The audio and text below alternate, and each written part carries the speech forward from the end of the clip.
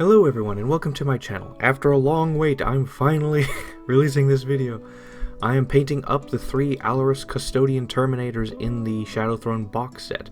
I'm building a shield captain with an axe, a regular Allarus Custodian with a spear, and the Allarus Custodian that has that banner thing. Now I've assembled the models up to the point where they would get in the way of painting. All the heads are separate, their hair thingy is separate because I can't fit the heads into the bodies afterwards if they're glued on. The capes are separate, their misericordias are separate, and their arms are separate. And then I primed the entire model with gray car primer from Bright Touch. But before we get to the models, let's crack at it again. I'm taking another crack at the stupid bases. So my 3D printed bases that I designed and made, I'm going to use Corvus Black, Cablite Green, Xerxes Purple, Liquid Gold, Vallejo Liquid Gold, Old Gold, Dawnstone, Gracier Base, and some stretched out baby wipes. So I'm going to start off. I realized that there's no point in using the airbrush for this because it kind of ruins the other colors that were previous. So I covered the entire thing in Corvus Black. Then I took pure Cablite Green and I just painted stripes on it. Then I took Xerxes Purple and painted stripes opposite of that, or on one was vertical, this is horizontal. And then once that was done, I then went back, then I took the, the baby wipe, and then I stretched it out. So what you do is you stretch it one way and it'll extend a bit, then I stretch it the other way, and I keep repeating this process. I basically was going to do this until it was a very thin spider web, and I got that mostly consistent. And then I placed the bases down, I then applied the baby wipe over top, taped part of it down, used rubber bands for other parts, and then I airbrushed Dawnstone onto it. And then, once that was done, I airbrushed Gracier onto some parts of it, so that some parts would be the dark and some parts would be the light Gracier. And then I removed it. And then after it was fully dry, then I just put it under a sink, I don't show this, and then wiped it down while it was underwater to remove a lot of the stray hairs that were on the model. Then once that was done, I then went back with Corvus Black, Cablite Green, Xerxes Purple, and a fine tip brush, and I just painted some strong points of the color onto some of the marble stuff so that some parts would be like full of color and stronger. And then I took the Liquid Gold Old Gold, which I moved to this Lamian Medium bottle, and then I just painted little flecks here and there, or just did some overbrushing and had some thin stripes go over.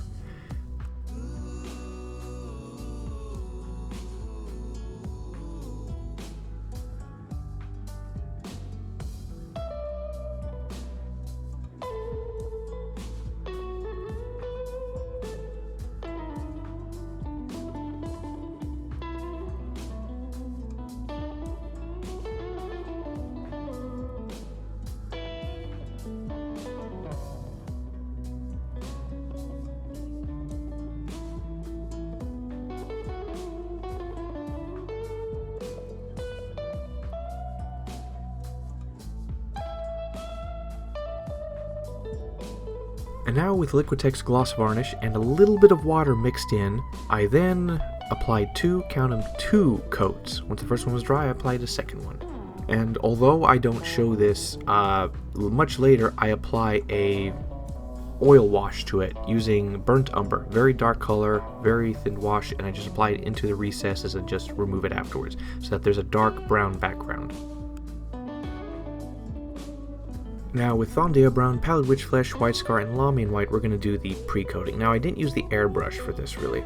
I just applied Thondia Brown on all the stuff I was going to pre-coat. So I decided not to do the armor this time, which was a mistake actually. I should have just used the airbrush and done my regular pattern, but basically I only did this to the... Actually, what did I do this to? Like the ropes, some metal parts of a handle, very few places. And any flesh, so there was one head, but I did that later, a different way. And then I dry brushed Pallid Witch Flesh onto all these parts, which is basically all the non-armor, and all the non-metallics. And then I did a dry brush of White Scar again. However, now, with the head, I applied Thondia Brown first, I dry brushed Pallid Witch Flesh, and then I went back with Pallid Witch Flesh mixed with Lamian Medium to make it flow, and then I applied it all over the head, at the top of the head, to get rid of any of the spider webby thingy that happens when you dry brush. and I applied it onto his most prominent features. I also went back with some Thondia Brown and applied it into the depths of his recesses and across his forehead and stuff. And then finally, I applied White Scar White mixed with Lamy Medium on his most prominent features, like the edges of his head, his eyebrows, nose, high cheekbones, chin, stuff like that.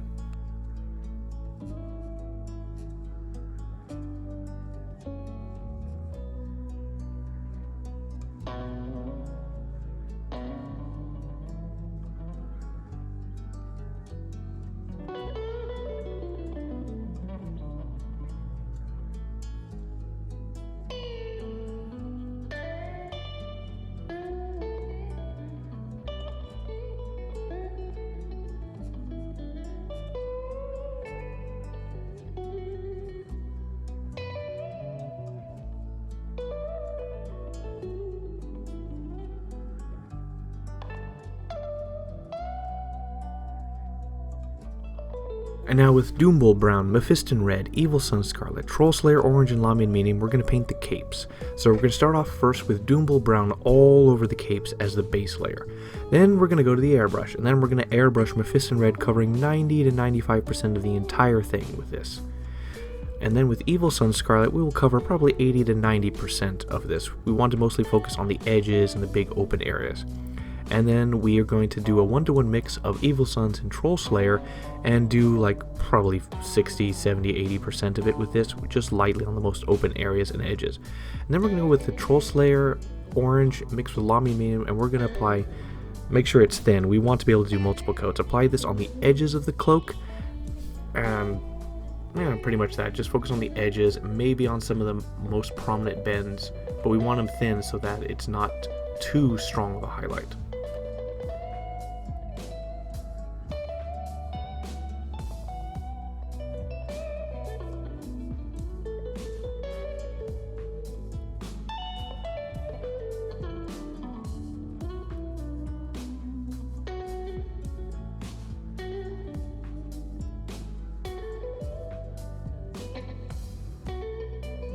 And now, with Evil Sun Scarlet, diluted with Lamy Medium, and then have a little bit of matte varnish to thicken the consistency, and then apply this to their hair tassel thingies.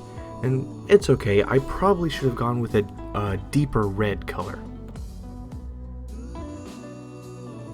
And now with Cadian Flesh Tone, diluted with Lamy Medium, and then thickened a little bit with matte varnish, I applied it onto his skin. So it was thick enough that it wasn't watery and just fell into the recesses, but it colored everything, but you can still see the undercoat of his face. This was very important, that's why I put so much effort in the undercoat.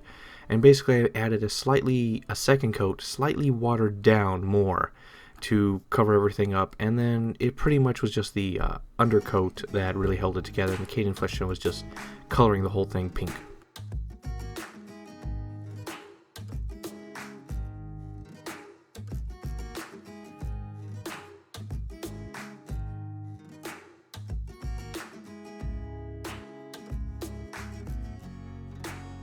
And now with Thondia Brown, Mournfang Brown, and Ulthuan Grey Air, the only good version. The original version is clumpy and was not pictured as Lamy Medium. So basically we're going to mix some Thondia Brown, dilute it with a bit of Lamy Medium and stuff, and just apply it into the recesses just to recolor those a bit stronger. But it's diluted enough that it's only a subtle color.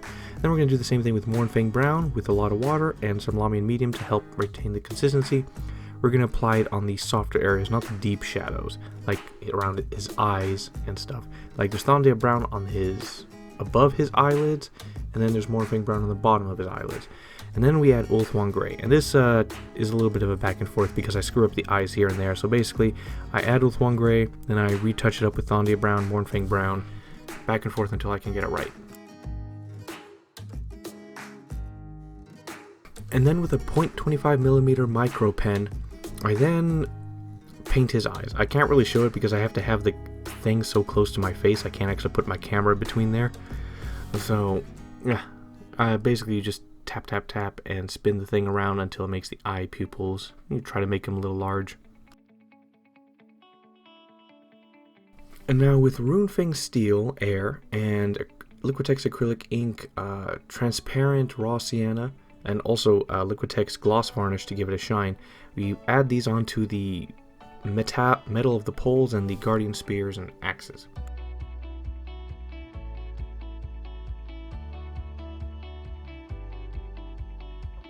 I then do the same thing again, except with carbon black Liquitex ink, but it doesn't seem to do as well on the metals. I don't know, the few pieces of silver metal just don't seem to work too well with this color.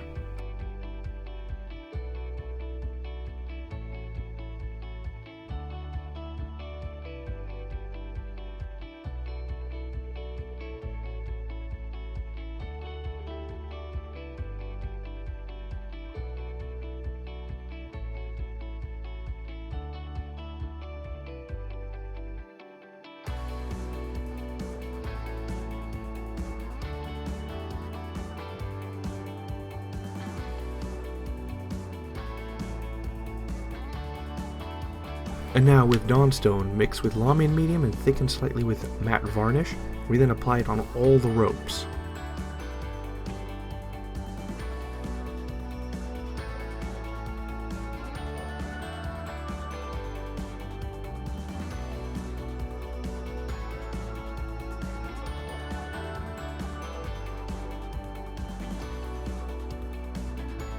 And now with Black Templar Contrast Paint and Lamian Medium, we're going to paint the black parts of the metal for, well, the axes and weapons. So basically, it's Black Templar Contrast with a little bit of Lamian Medium to make it flow better. And I apply around 2 coats of this onto their Guardian Spears and Guardian Axe and the metal handle of the banner.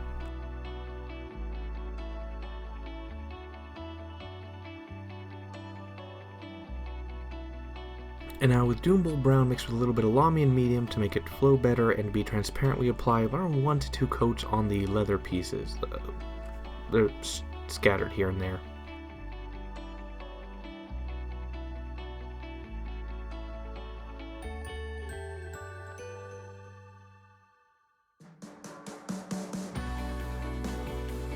And now with Cantor Blue, Thunderhawk Blue, Temple Guard Blue, and Baharoth Blue, we're going to paint the Guardian Spear and Guardian Axe. So we're going to start off with a layer of Cantor Blue. I've already done that, and then what I did was take a 1-to-1 mix of Cantor and Thunderhawk, and then airbrush that towards the edges. However, their axes and stuff were so small that you can't really tell the difference, especially on the Guardian Spear.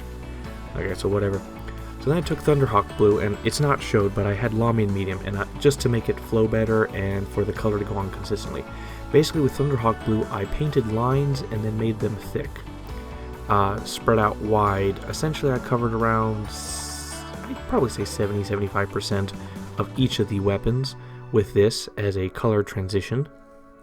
Then I moved up to Temple Guard Blue mixed with some Lamian Medium, and then I painted within those lines, but not all of it. I painted probably around half of it with this, with straight lines. I let it spread out in some areas and stuff. And then with Baharoth Blue I did kind of the same thing, painting like maybe around a third. Always the edge as well, mixed with Lamian Medium as well, painted straight lines throughout everything we built beforehand to sort of create this random lightning and this good color transition. It somewhat worked. And then with Ulthuan Grey Air, the only good one, we then apply it with a little bit of water to make it flow even better, like in tiny dots here and there on certain parts of the blade to make it look like that's the brightest points, and as well as on the most raised area of the blade, or the brightest edge. Your choice.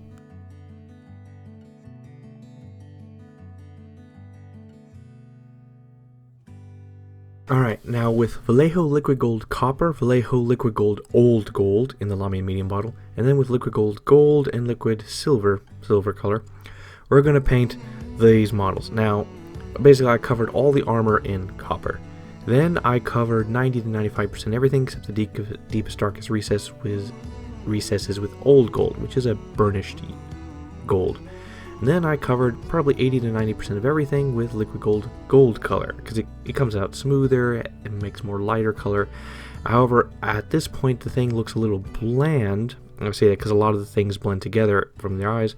Then we take silver and then we just paint the edges, the little lightning bolts, things like that, and it really brings out the dimensions and depth of the model.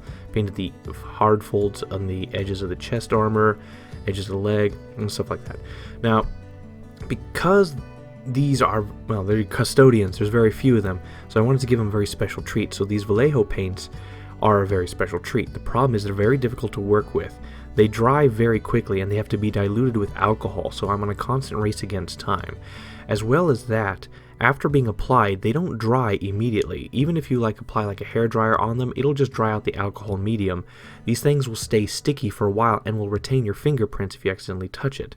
And so after applying the liquid copper, even after doing all the models, I had to wait a while, and it kind of broke the flow of my hobbying because, okay, I can't do anything more.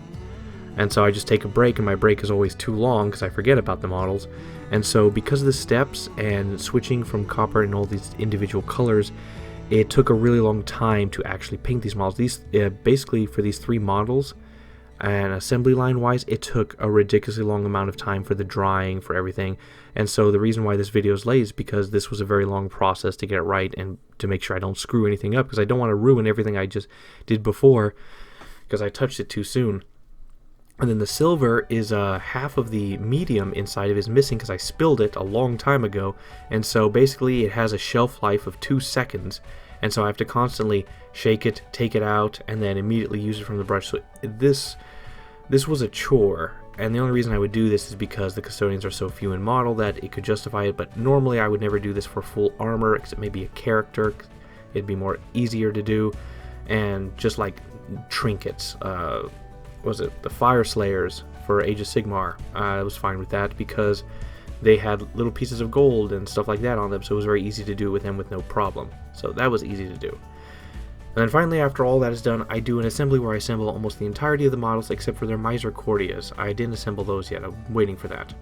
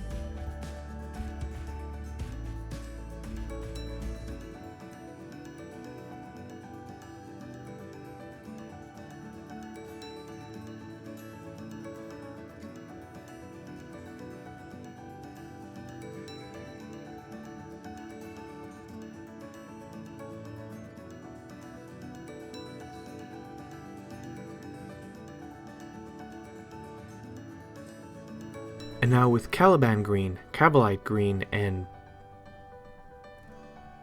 Cyberite Green, yes, we're going to do the gems.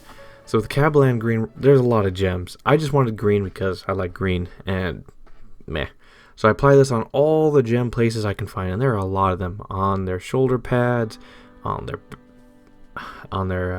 whatever those pauldrons, on their weapons, on their tabards, just all these places. So we do completely cover with Caliban Green, and then so accordingly, the towards the light is dark and away from the light is bright because the gems reflect the light that way. So I'm going to take the Cabalite Green. I'm basically going to cover half to 60% of each gem. I mean, as the best I can. Some of them are really small, away from the light in the Cabalite Green. And then I'm going to place a dot of Cyberite Green on the bottom, maybe a third, depending on the size of the gem. And then, yeah, that's it. And now with AK Interactive Ultra Matte Varnish and Liquitex Gloss Varnish, we're we're going to clean up a few things. The AK Interactive is going to go onto all the cloaks, their hair, and the face of the guy without touching that stud on him. And then, with the Liquitex Gloss Varnish, given a little bit of water to make it flow better, we're going to apply this to the power weapons, the axe and spearhead. We're going to apply this to all the gems. And that's pretty much it. And yeah, they've been completely assembled now. The Misericordia will now go on the back as well. And finishing up any small details. There's a bunch of little small details here and there, like some ropes and some leather belts I had to do at the very end. And this is simply because they were in the way on the capes and stuff, and I couldn't properly paint them until towards the very end, because they would have gone in the way of airbrushing and stuff like that. So a bunch of small little details. And done. Now, after spending so much time on the effect, my mistake with the Blade Champion was just to go to photos, because the photos don't fully capture the goodness of the armor and the metallics. So I took a small video of me just moving them around so you can see how the metals work in the light and stuff like that in their armor. They have a very beautiful goldy shiny luster, and the bases actually turned out very, very well with them. The marbling looks great, and the little flecks of gold in there look great as well. So overall, if I would have painted their armor like the Sisters of Silence, this would have been done in like 3 days. My goodness, this Vallejo paint is, I mean, it looks great, but I can't pull any of my tricks, so you have to be good with a steady hand and brush to do all the extra layers, the highlighting and stuff like that. And so in some places I made some mistakes and I had to go back and refix that. As well as the trouble with the silver, which is what brings out the highlighting and edges, instead of making it look all bland together. It was an interesting project. It was a bit more difficult. It took a while. It's just because the Vallejo stuff took a while. But apart from that, because of the Custodes essentially are Vogue models as far as I understand, or like high models all the time, I can't really paint like really scars or aging or like really facial hair. I don't even know if they have facial hair. I mean, they should technically be able to have it. Oh yeah, I think Trajan has it, yes. But like this guy came barefaced, so I wanted to add some more color, so maybe some aftershave, maybe something, or like a 5 o'clock shadow, something to him to make his face look more interesting. Instead, I just made it clean but also distinct because of the undercoating and stuff, so his face was visible. Some things worked well, some things didn't. The capes came out well, the armor came out well. Overall, it's generally fine. I mean, they look good. I mean, that's pretty much it, but I'm going to have to say just an 8 out of 10. I don't know. Something seems to be missing, but I can't put my finger on it. It was frustrating to work with, just the Vallejo paint, but in the end, it looked good. So, yeah, an 8 out of 10. And, more. Well, anyway, here's a heads up. My next 3 videos will not be painting. It'll be hobby related in its entirety.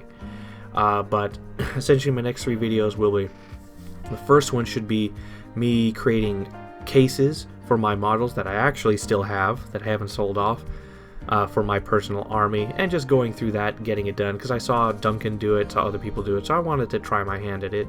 It should be a relatively short video. It's mostly just going to be a challenge to apply the magnets to the different types of bases that I have. And then the other 2 is, well, I mean, look at these Custodes. They're standing on some sweet bases, right? So the 2 videos after that will be basically how I make stuff in 3D software and the printing stuff. So the first video will be entirely about setup, to set up the program, every single tool, software, and thing I use, how to set it up.